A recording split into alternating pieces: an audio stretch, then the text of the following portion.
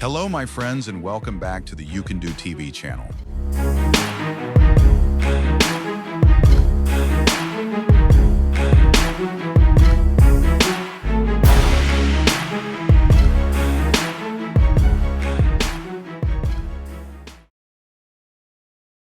Look closely at this giant valve. It is not just a piece of steel. It is a 6-meter wide wall built to stop pressure that could tear through an industrial plant in seconds.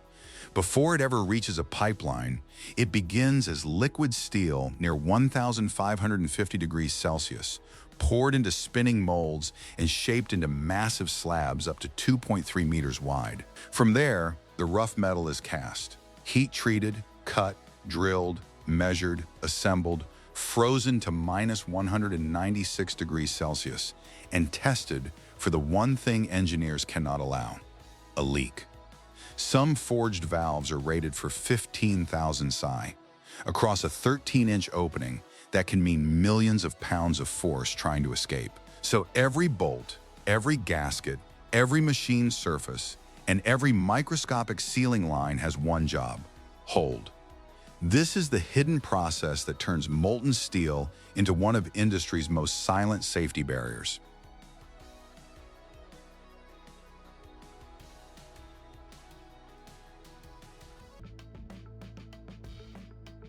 The first images look deceptively simple. A mold spins and molten steel pours. Yet this is one of the most specialized casting methods used in heavy industry, and it solves a problem ordinary casting struggles with: how to create thick-walled pressure components with fewer internal defects. This is centrifugal casting. Instead of allowing molten metal to solidify under gravity alone, the mold rotates at high speed while steel is poured inside.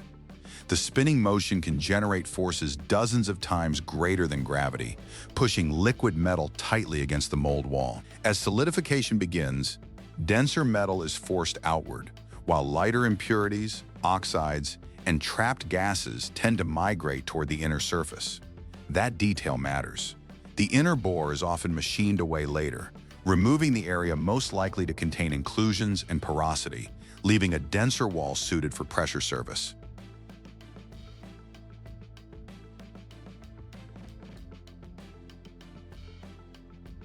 To understand why this first casting step matters, we need to zoom out to the larger world behind industrial steel production.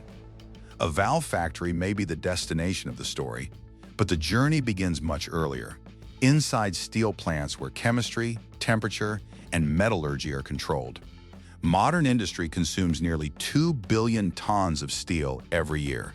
But in oil and gas, petrochemicals, power generation, desalination, LNG, and offshore production, steel becomes something more demanding: a pressure boundary, trusted to contain fluids that may be toxic, corrosive, flammable, cryogenic, or operating at hundreds of bars. That is why companies such as Valbruna do not simply manufacture steel products. They manufacture certified materials with known chemical compositions and predictable mechanical properties. At first glance, stainless steel appears to be a single category. In reality, it is a vast family of alloys.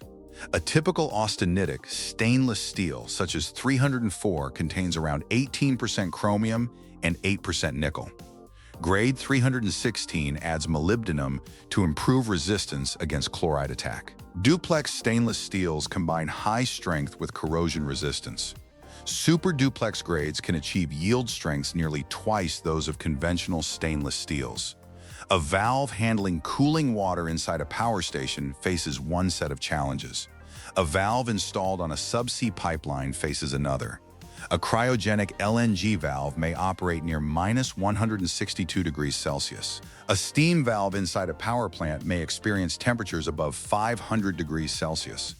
The material must be selected accordingly. This is why steelmaking is fundamentally about control. Inside electric arc furnaces and refining systems, operators adjust chemistry to fractions of a percent. Alloying elements are added with precision because small changes can affect corrosion resistance, toughness, weldability, and strength. After melting comes refining. Processes such as ladle metallurgy and vacuum degassing remove dissolved gases and unwanted impurities. Hydrogen and nitrogen levels are reduced because they can contribute to cracking later in service. Then comes shaping. Forging compresses the metal and refines grain structure. Rolling transforms large sections into bars, plates, and billets. Drawing improves dimensional accuracy. Heat treatment modifies hardness and toughness. Non-destructive testing searches for defects invisible to the naked eye. This chain of processes explains an important reality of valve manufacturing. The final product inherits the quality of every previous step. A CNC machining center can position a cutting tool within microns. It cannot remove a hidden inclusion buried deep inside the steel. A hydrostatic pressure test can verify performance. It cannot rewrite the metallurgy of the material being tested. That is why traceability is treated like production itself. Every heat of steel receives identification numbers, certificates, chemistry records, mechanical test results, and inspection documentation. In critical industries, operators may need to trace a finished valve back to the exact steel heat. Before a valve can regulate flow, isolate a pipeline, or survive decades in a refinery or offshore platform, the steel must first become predictable. And predictability is one of the most valuable products a steel plant can make. The next stage reveals a key invention in modern steelmaking. Without it, industrial production would be slower, more expensive, and less consistent. This is continuous casting. Before continuous casting, steel was commonly poured into individual ingot molds. Those ingots then required reheating and processing before they could enter rolling mills. The method worked, but it consumed time, energy, and material. In the Puyang installation supplied by SMS Group, molten steel moves through a controlled path designed to produce 1.2 million tons of slabs every year.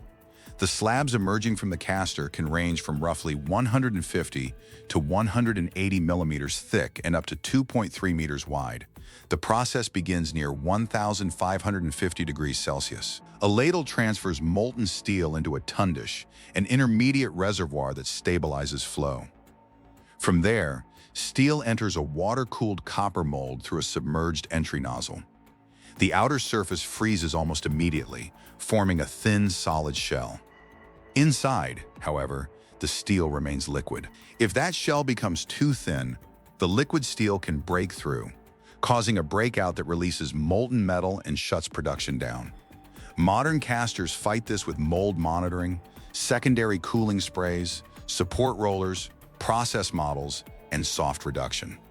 These systems control cracks, thermal stress, and centerline segregation before the slab reaches cutting stations. Many forged valve bodies, flanges, rings, and pressure-containing components begin life as steel products derived from continuously cast material. If defects are introduced here, they can follow the steel downstream. Before molten steel can become a valve body, its future shape has to exist as a pattern. This is the foundry's physical memory. A pattern decides where the walls, flanges, passages, and machining allowances will begin. In large valve castings, machining allowances can range from a few millimeters to more than 20 millimeters depending on size and material. A sand mold may look temporary, but for a large casting, it works like a disposable machine. It has to hold a complex empty space long enough for molten metal to enter, fill, cool, and become a rough pressure component. This is where the valve begins to gain its body. Cores create internal passages. Mold coatings protect the surface. Gates guide the flow of metal. Risers provide extra liquid steel as the casting shrinks during solidification. Steel typically shrinks by around 2% as it cools from liquid to solid and then to room temperature, which is why feeding systems are so important. None of these temporary features remain in the finished valve, but each one affects whether the casting survives. The difficult part is that molten steel does not simply fill a shape politely. It can trap gas, erode sand, cool too quickly in thin areas, and stay liquid too long in heavy sections. Carbon and low-alloy steels are often poured at temperatures between 1,550 degrees Celsius and 1,650 degrees Celsius, carrying enormous thermal energy into the mold. That is why the mold must control both movement and cooling. At this stage, the factory is not chasing final precision yet. The foundry is the moment where design becomes irreversible. Drawings can be changed, simulations can be adjusted, patterns can be repaired. But once molten steel enters the mold, every earlier decision is tested by heat, gravity, flow, and time. For a large industrial valve, the casting is already more than a rough lump of metal. It is the beginning of the pressure boundary. Depending on valve class and size, a single body casting may weigh anywhere from a few hundred kilograms to several tons before machining.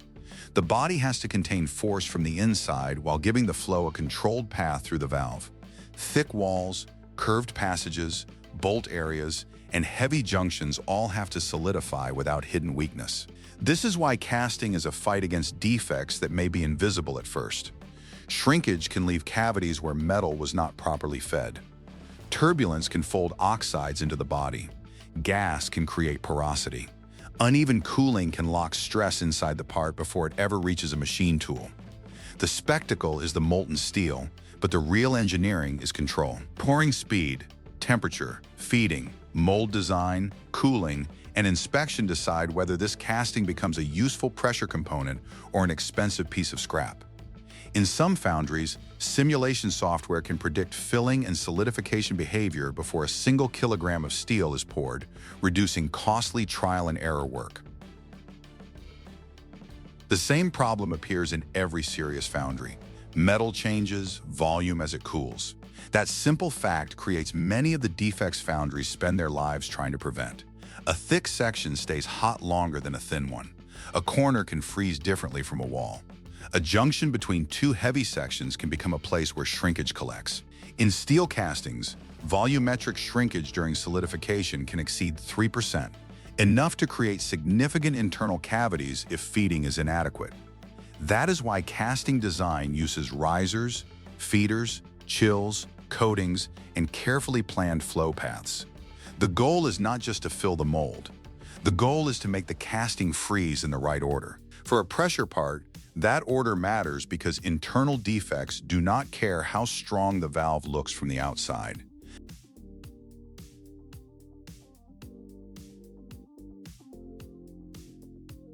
Casting remains essential because many industrial parts are too complex to begin as solid blocks. A valve body is a good example. It may need thick walls, curved internal passages, bolting areas, flanges, cavities for the closure element, and extra stock for machining. Cutting all of that from one block would waste huge amounts of metal and time. For large components, machining from solid stock can remove more than half of the starting material, while a near-net shape casting dramatically improves material efficiency. The foundry creates the near shape first. Precision comes later. That is why foundry planning has to think several steps ahead. Which surfaces will later become sealing faces? Which areas need extra material for CNC cutting? Where can a riser be placed so it feeds shrinkage but can still be removed safely? How should metal enter the cavity without creating turbulence? Which thick area will freeze last? Most of this temporary engineering disappears. Gates are cut off. Risers are removed. Sand is broken away. The surface is cleaned, blasted, and ground. But the influence remains inside the casting, in the way the metal filled and solidified. This is what makes the foundry stage so important in a long manufacturing chain. It does not deliver the final valve. It delivers the first believable version of the valve's body. From here, the part still needs cleaning, inspection, heat treatment, and machining. Many critical castings will undergo visual inspection, dimensional checks, magnetic particle testing, dye penetrant testing, ultrasonic testing, or radiographic examination before they are accepted. Not every flow control part is massive. Some are small, detailed, and difficult to machine from solid metal. That is where investment casting becomes valuable. The process begins with wax. A wax pattern is made in the shape of the final part, then coated again and again with ceramic slurry until a hard shell forms around it. When the wax is removed, it leaves a precise, empty cavity. Molten metal then fills the space where the wax used to be. The idea is ancient, but the modern version is highly controlled.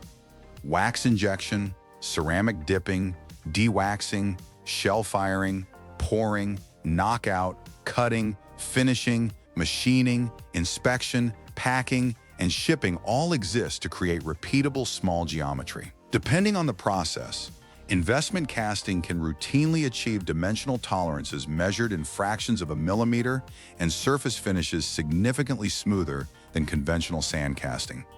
That geometry can matter more than its size suggests. A nozzle, trim component, seat-related part, or small internal flow passage can decide how fluid accelerates, sprays, throttles, erodes, or drops pressure. In a valve, flow does not only move through a hole. It interacts with edges, angles, surfaces, and restrictions. A poorly shaped passage can create turbulence. Turbulence can increase noise, vibration, pressure loss, or erosion. In severe service applications, local flow velocities can exceed tens of meters per second, making geometry critically important.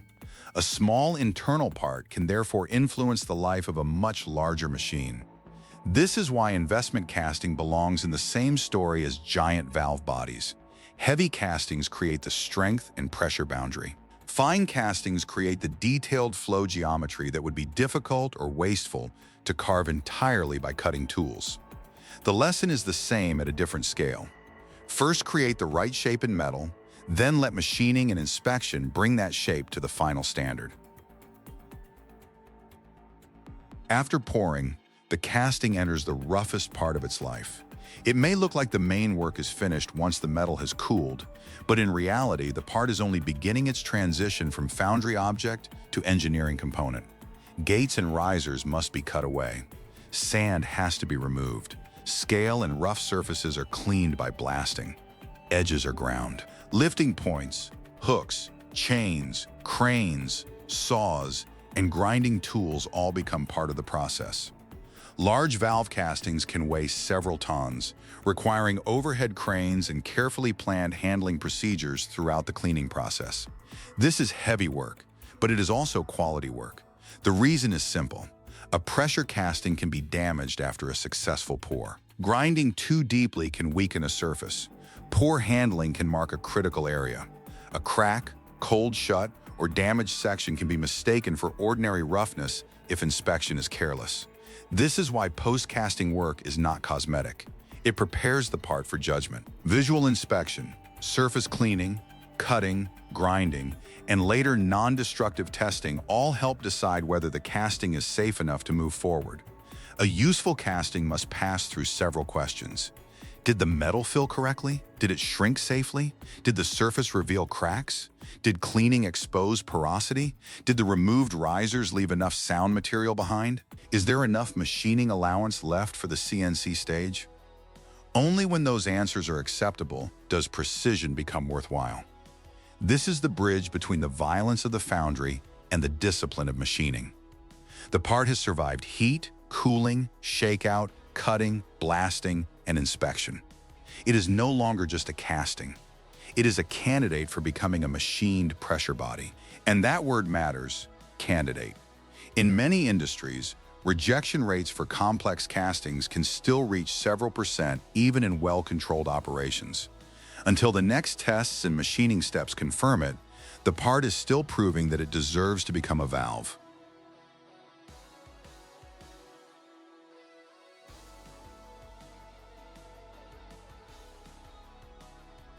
Heat treatment changes what cannot be seen from the outside.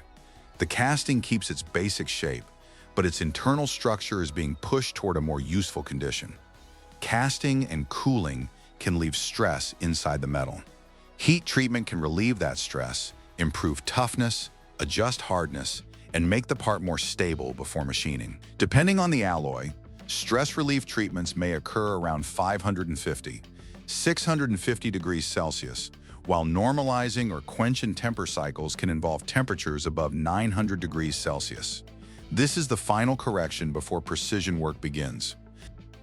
After casting and heat treatment, the metal already has mass. But mass does not make a valve trustworthy. Trust begins when the rough body is forced to obey geometry. The important surfaces are often too ordinary to impress at first glance. A bore, a flange, a bolt circle, a seat pocket. Yet these are the places where pressure either stays contained or escapes. This is why machining is not merely cutting metal away. It is creating agreement between surfaces. If the bore, flange, and sealing area do not share the same reference,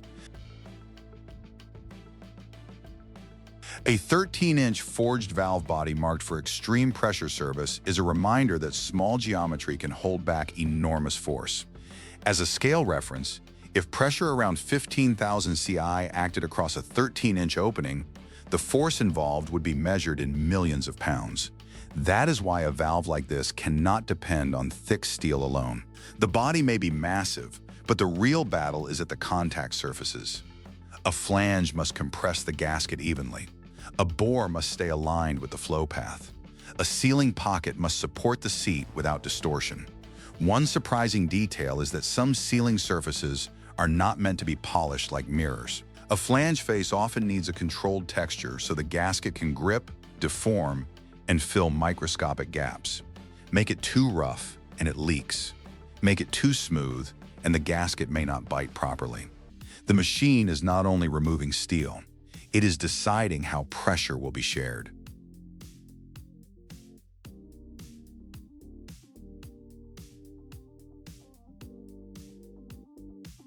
A three-way ball valve is more than a shutoff device. It is a traffic junction for fluid under pressure. The ball can redirect flow between different ports, so the internal geometry must guide movement without wasting too much energy. Bad geometry inside a valve does not simply look unfinished. It creates turbulence. Turbulence can mean noise, vibration, pressure loss, and erosion.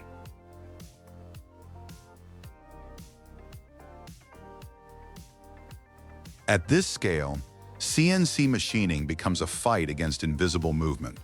A large valve or pump casting can be more than 2 meters across, and the machine may carry hundreds of tools for different operations. But the impressive part is not the tool count. It is the ability to keep every cut connected to the same geometric truth. Steel expands by roughly 12 micrometers per meter for every degree Celsius. That sounds tiny until the part is 2 meters wide and the temperature changes by 10 degrees. Now the movement can reach 1/4 of a millimeter, large enough to matter on a sealing surface. That is why coolant, probing, tool compensation, fixturing, and measurement are not secondary details. They are how the factory prevents heat, vibration, and tool wear from quietly moving the target. This is the strange drama of giant machining. Everything looks heavy and slow, but the mistake that ruins the part may be smaller than the thickness of a sheet of paper.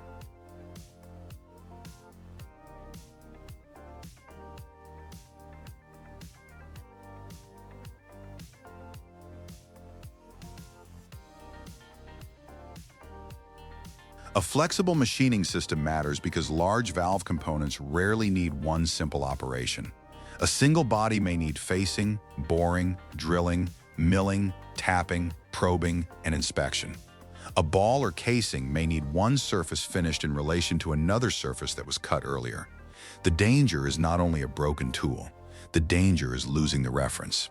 Every time a multi-ton component is lifted, rotated, moved to another machine, and clamped again, the factory risks adding a small error. One error may be small enough to ignore. Several errors can become a bore that is slightly off-center, a flange that does not sit square, or a seat pocket that loads unevenly. That is why pallet systems, automatic tool handling, and in-process measurement matter. They are not there only for speed. They protect the relationship between features. A valve is not a collection of accurate surfaces. It is a collection of surfaces that must be accurate together. The bolt circle must match the flange. The bore must match the flow path. The bonnet joint must close evenly. The seat must meet the closure element with the right contact. This is also where a useful manufacturing lesson appears. Precision is not created at the last moment. It is defended continuously. The tool must stay sharp. The part must stay stable. Heat must be controlled. Chips must be cleared. The probe must confirm that the real part still matches the program's idea of the part. By this stage, the casting already carries the cost of steelmaking, molding, pouring, cleaning, heat treatment, and inspection. Machining is where that accumulated value is protected. The machine may look powerful, but the deeper tension is quiet. Each cut either brings the valve closer to trust or moves it closer to expensive rejection.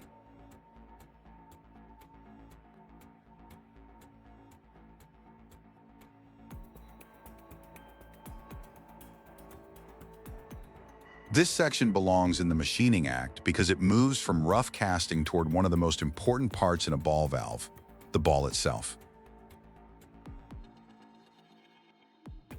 A 36-inch valve ball is about 914 millimeters across. That number sounds like size, but it also creates a precision problem. Around a ball this large, 1 degree of rotation shifts the surface by nearly 8 millimeters. A small angular error at the stem or port can therefore become a large mismatch at the flow opening. A ball valve looks simple because it works with a quarter turn, but that simplicity hides a demanding geometry.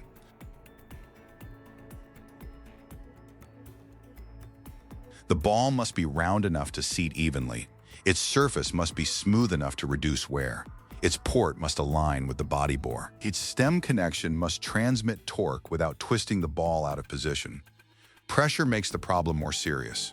When the valve closes, the fluid pushes the ball into the downstream seat. If the contact band is uneven, one area takes more load than the others. That can increase friction, damage the seat, or create a leak path. So this is not merely machining a sphere. It is preparing a moving wall, a part that must rotate easily when commanded, but become a pressure barrier the moment it closes.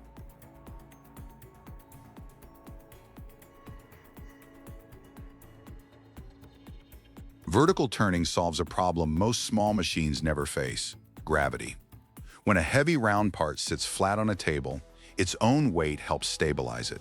The deeper trick is the oil film under the moving surfaces. Hydrostatic support reduces friction and stick slip, so a part weighing tons can still be positioned smoothly enough for accurate cutting. Precision does not end when the cutting stops. A finished bore, flange, or sealing surface still has to survive lifting, packaging, transport, and measurement. For large components, logistics is part of quality control. A tiny dent on the wrong machined face can erase hours of accurate work and send the part back for repair. The final machine raises the scale from large to almost architectural. Rings several meters wide can be turned, drilled, and milled while the machine holds reference across a part wider than a room. The useful idea is stability. On massive rings, roundness is not guaranteed by size.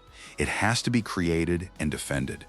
2 cutting heads, hydrostatic axes, and heavy structure exist for one reason: to make brutal cutting forces produce delicate geometry. A butterfly valve begins with an almost minimalist idea. Place a disc inside a circular passage, then rotate it to command the flow. But at industrial scale, simplicity becomes unforgiving. The shaft line, disc edge, seat, and body bore must meet cleanly. Assembly is where the quiet accuracy of machining becomes physical force. A stainless body marked for corrosion-resistant service is no longer just a piece of metal. It is a boundary that will one day separate workers and equipment from pressure, heat, and aggressive fluid. The challenge is that sealing is not created by weight.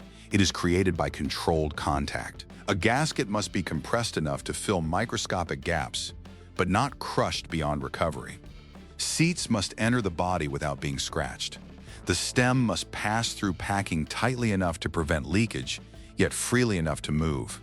Even the bolts behave like engineered springs.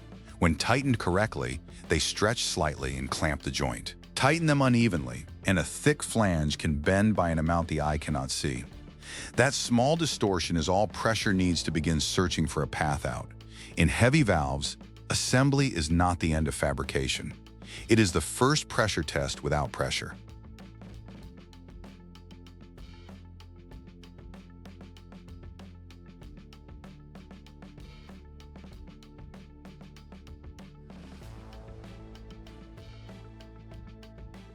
The world of valves stretches from tiny quarter-inch fittings to giants wider than a room.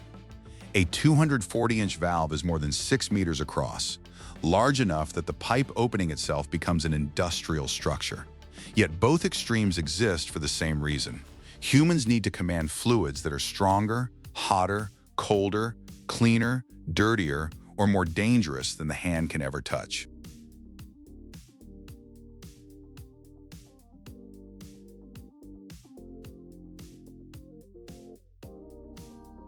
A gate valve is a sliding wall. A ball valve hides a drilled sphere inside the body. A butterfly valve uses a disc to save weight and space on big lines.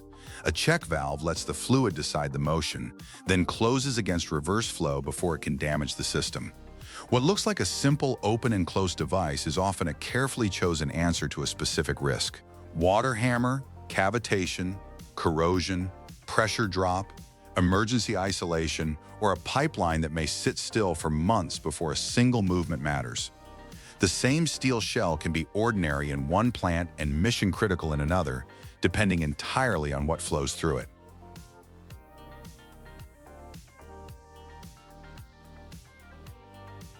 A 52-inch ball valve changes the scale of imagination. Its bore is about 1.32 meters, closer to a doorway than a household pipe. Inside, the ball is not a plug. It is a moving wall, carrying the force of the line while still expected to rotate when commanded.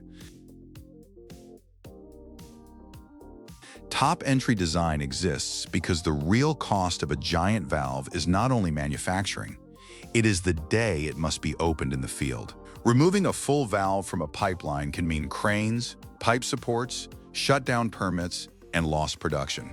Access from above lets workers reach the internal parts without cutting the entire body out of service.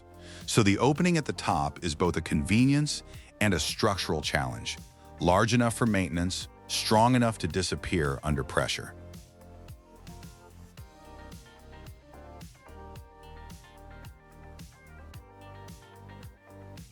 Assembly becomes much more serious when temperature enters the story. Some industrial valves may work above 450 degrees Celsius. Others may be qualified near -196 degrees Celsius, close to liquid nitrogen conditions.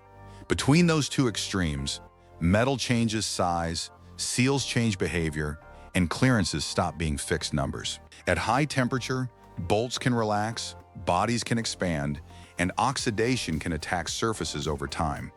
At deep cold, metal contracts, some materials lose toughness, and seals that looked flexible in the workshop can become hard and unforgiving. That is why the assembly bench cannot be treated as the final environment. A seat that looks perfect at room temperature may load differently after contraction. A stem packing set must seal while still allowing motion. A gasket must deform enough to close microscopic paths, but not so much that it loses recovery.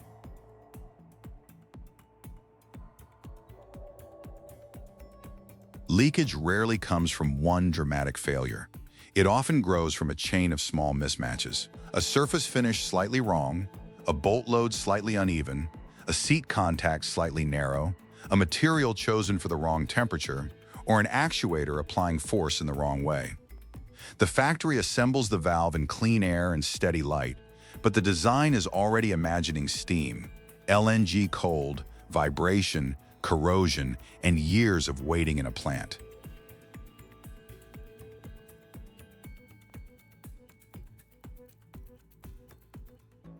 The ball and seat are the quiet heart of a ball valve.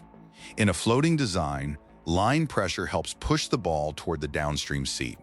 In a trunnion design, shafts support the ball, which becomes essential as size and pressure rise.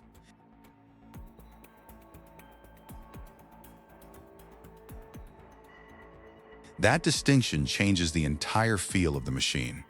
A small ball may move easily by hand. A large metal-seated ball can fight the actuator with enormous torque, especially after months of sitting under pressure. Grinding and lapping are not done for shine. They create the narrow contact band where metal must move smoothly, then seal hard, again and again. A compressor enters this act because it makes the same truth more dramatic. Alignment is not a drawing room idea. It becomes heat, wear, vibration, or survival.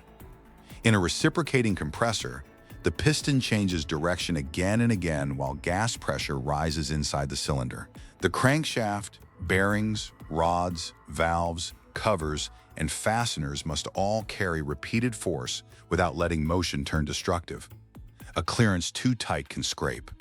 A clearance too loose can hammer. A bearing slightly overloaded can heat up until oil film breaks down.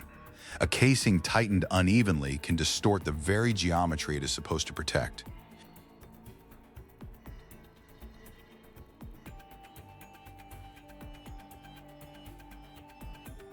The connection to valve assembly is direct. Both machines depend on parts that do not merely fit, but fit with the right preload, the right clearance, and the right freedom to move. They also depend on surfaces that may never visibly touch in normal operation, because a microscopic oil film or sealing band is doing the real work.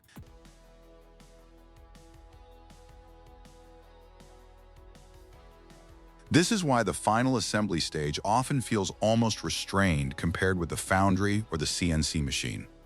The drama is no longer fire or flying chips. It is the slow act of protecting relationships between parts. A giant compressor or valve is finished only when force has a safe path through the machine. That safe path is not visible from the outside. It is hidden in alignment marks, bolt sequence, shaft runout, bearing clearance, and the patience of the people doing the final fit.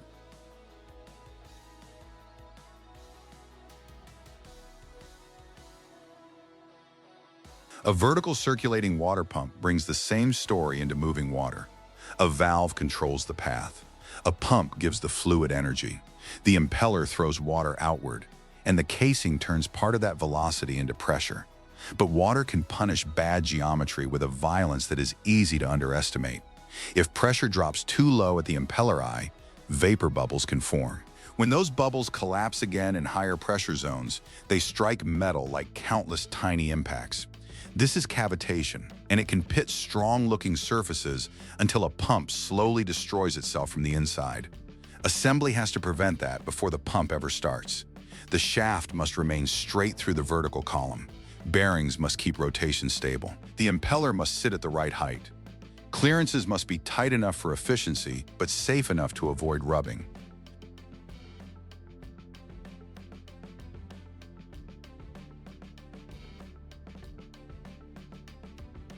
The connection back to valves is not accidental. In flow control machines, steel is only the visible body. The real machine is the path given to the fluid. When that path is wrong, water, gas, or steam will find a way to make the error louder. A pump may roar, vibrate, lose efficiency, or eat its own impeller. A valve may chatter, leak, erode its seat, or slam shut. Different machines, same hidden battlefield, shape against fluid.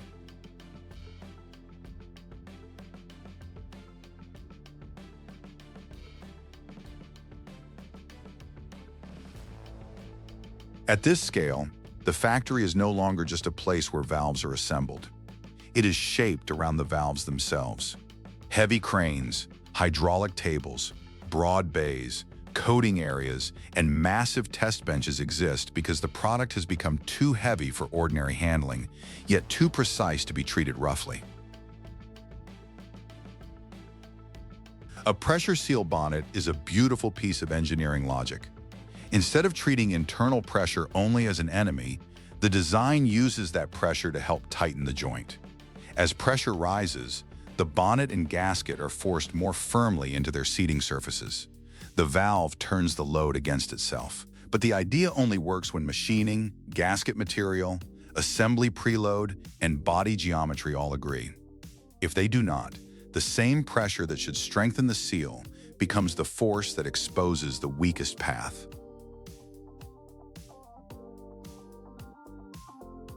A screening machine may seem far from a giant valve, but it belongs in this act because it shows another side of industrial design. Machines must be built for the people who will return to them later. Powders, granules, and abrasive materials do not pass through equipment politely. They build up, wear surfaces, clog openings, and demand cleaning. Covers must open safely. Screens must be lifted without turning maintenance into a wrestling match. Surfaces must be smooth enough to control contamination and roughness where contact matters.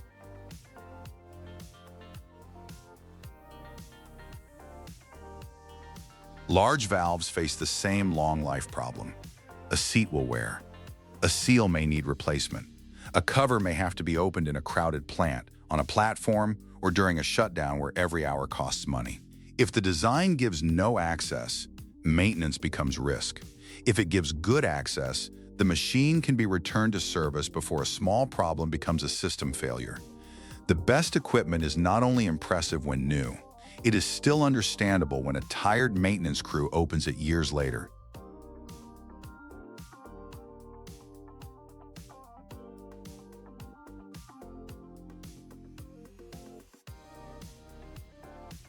The actuator is the moment a valve gains muscle and obedience.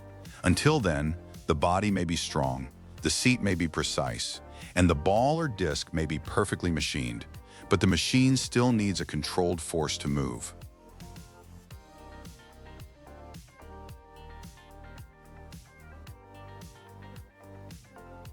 The hardest movement is often the first one. A valve can sit open or closed for months while pressure, corrosion, deposits, and seat load quietly increase resistance. When the command finally comes, the actuator must overcome breakaway torque immediately. Too little force, and the valve may hesitate at the worst possible time. Too much uncontrolled force, and the stem, gear train, or seats can be damaged by the very system meant to move them.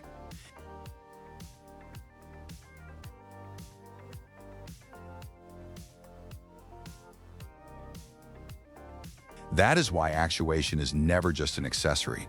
A gearbox can make human force manageable. A pneumatic or hydraulic actuator can close a line during an emergency. An electric actuator can report position to a control room, proving not only that a command was sent, but that the valve actually moved. By the end of assembly, the journey from molten steel has changed character. The product is no longer a casting, a machined body, or a collection of polished parts. It has become a machine that can wait in silence, then move on command and hold back a dangerous flow. The next question is whether it can prove that under test.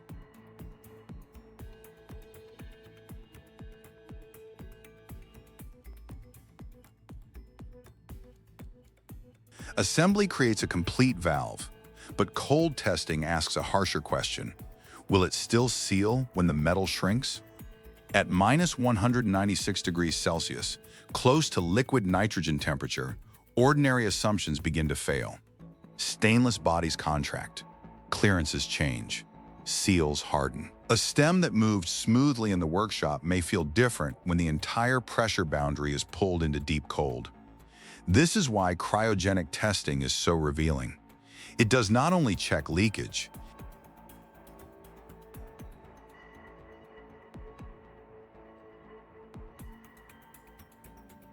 a HIPS valve is built for a moment that may last less than a second, but protect an entire plant.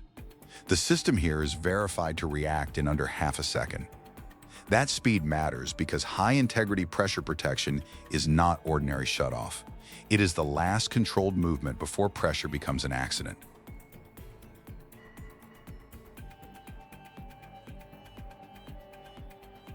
Non-destructive testing looks quiet compared with casting or CNC machining, but it is one of the most serious stages in the factory. The point is to search for defects without destroying the part that took so long to make. Liquid penetrant testing is especially elegant. A colored fluid seeps into surface-breaking cracks, the excess is removed, and a developer pulls the indication back out. A flaw too fine to notice suddenly becomes visible.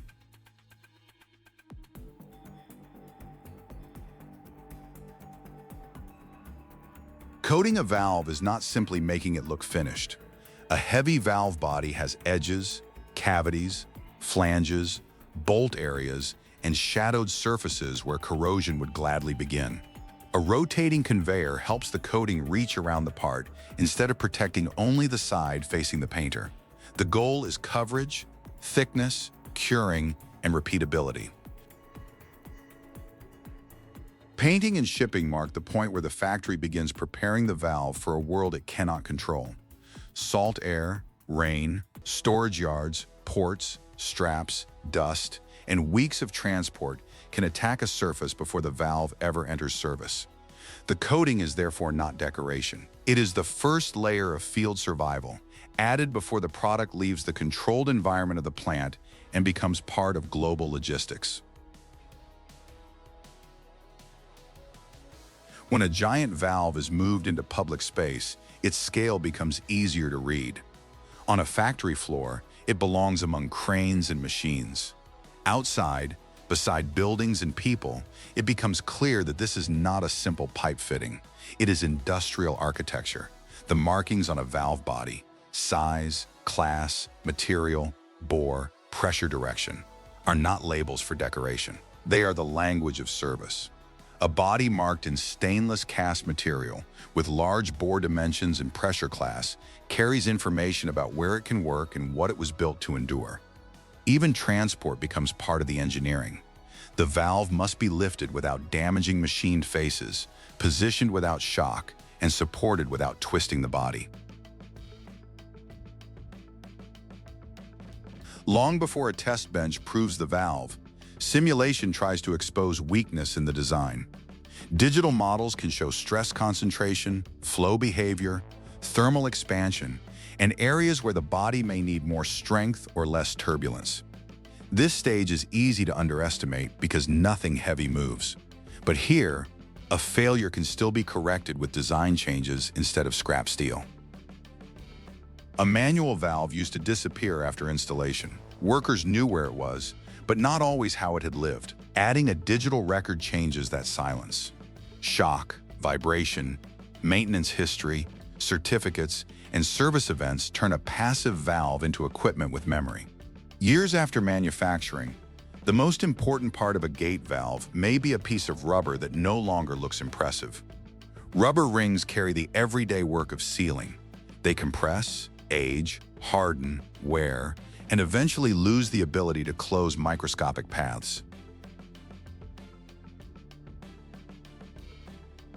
Replacing them begins with force.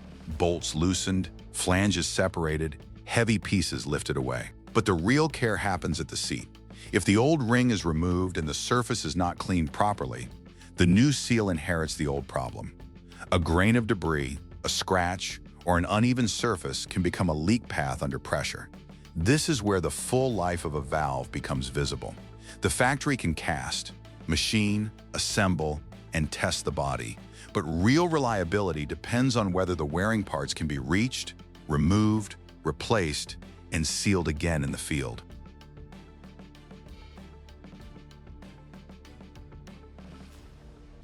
A 36-inch Class 900 metal-seated ball valve is not taken apart casually. The ball itself is nearly a meter in diameter, and every internal part has to be released in the correct order so stored weight, seat force, and alignment do not turn maintenance into damage.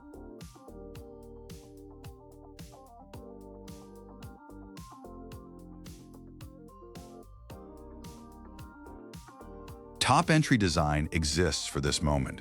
The actuator comes off, the bonnet opens, seats are pushed back. Support tools hold the ball before it is lifted from the body. What looked like one solid pressure machine becomes a sequence of controlled removals. Metal-to-metal sealing makes this even less forgiving. There is no soft rubber surface to hide rough handling. The seat and ball must return with their contact geometry protected. A backflow preventer brings the story from the factory into a building where industrial logic protects something ordinary, clean water. The danger it controls is easy to miss. Water systems are not always one-directional. If pressure drops in the supply line, or if pressure rises inside a connected system, contaminated water can be pulled or pushed backward into the clean supply. In a hospital, factory, commercial building, or fire system, that reversal can turn plumbing into a contamination route.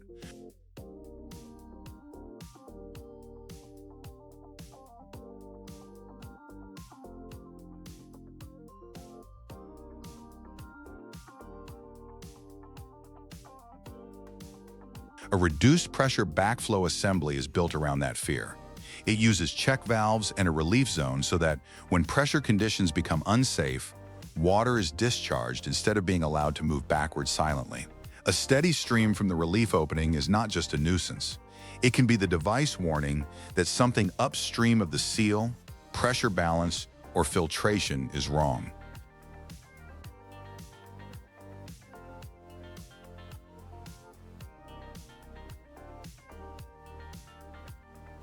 The installation here is more than replacing a valve. Supports have to be placed before heavy piping is disturbed. Anchors go into concrete because pipe weight and water hammer can punish unsupported joints. Pumps are shut down so they do not deadhead against a closed line. Pipe is measured, cut, aligned, bolted, and tested because even a domestic cold water system can carry pressures high enough to make careless work expensive. The Y strainer is a small but important detail. Debris in a water line can lodge inside check valves or damage sealing surfaces. Without filtration, the backflow preventer may leak, spit, or fail to seat properly even if the main body is new. The cheapest looking component can protect the most expensive one. There is a useful contrast with the giant valves earlier in the documentary.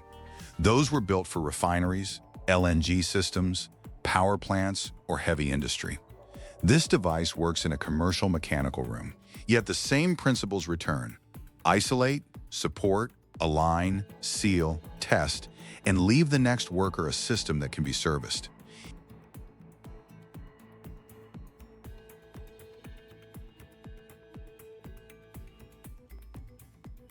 Even the note about using compound on gasket faces for easier removal later says something about good field work.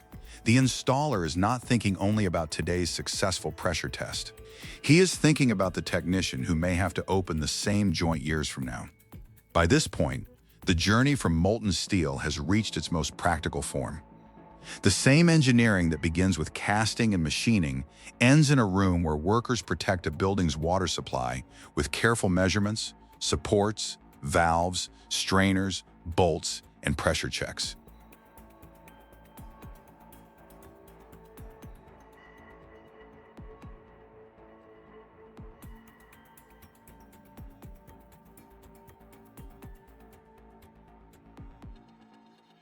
A retrofit backflow preventer shows the value of designing for replacement, not just first installation. When the new assembly arrives at the same length as the old one, the job changes completely. Less cutting, less pipe modification, less labor, and less downtime. In the field, good engineering is sometimes measured by what workers do not have to disturb. Industrial valves are a global business measured in tens of billions of dollars, and Asia is one of its most important manufacturing regions. That scale exists for a simple reason. Every refinery, power plant, LNG terminal, water network, chemical plant, and pipeline needs a way to command flow without letting pressure escape. In Indonesia, that challenge carries another layer. When a factory can keep more of the chain inside the country, design, casting, machining, assembly, testing, coding, and documentation, it is not only making a valve, it is building industrial capability. A complete valve does not begin with the pour. It begins with a question.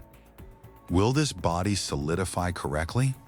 Simulation is used because molten metal is difficult to forgive. A valve body has thick walls, curved passages, flanges, seat pockets, and areas where metal cools at different speeds. If one heavy section freezes last without enough feeding, shrinkage can hide inside. If the flow is too turbulent, oxides can fold into the casting.